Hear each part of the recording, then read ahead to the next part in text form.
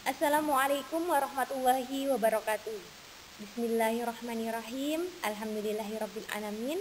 Kita ketemu lagi anak-anak dalam materi bahasa Indonesia. Kali ini sudah tema 5. Kita memasuki yang awal dulu subtema 1. Materinya mengenai teks non-fiksi. Apa itu teks non-fiksi? Mari kita lihat bersama.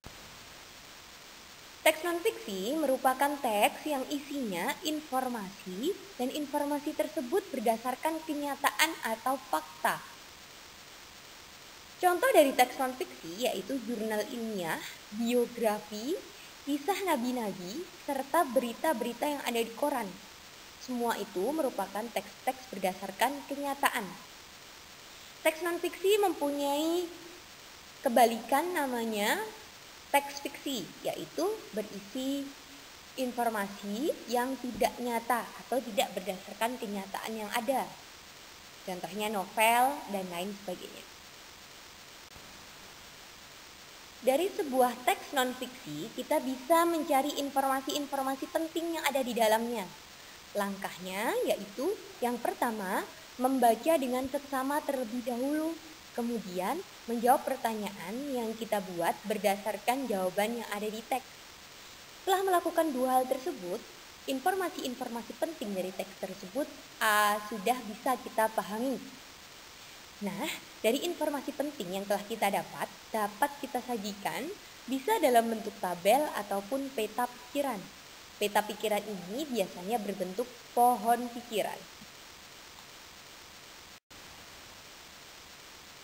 Sebuah teks non-fiksi biasanya agar lebih mudah dipahami lagi untuk selanjutnya dibuatlah sebuah ringkasan.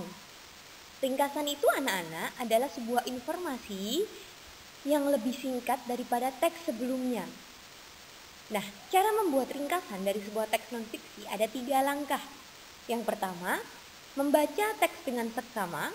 Yang kedua, menentukan ide-ide pokok dari setiap paragraf. Kemudian yang ketiga, mengembangkan ide pokok yang telah kita temukan tersebut ke dalam sebuah kalimat dengan menggunakan bahasa kita sendiri, sehingga selanjutnya lebih mudah kita pahami.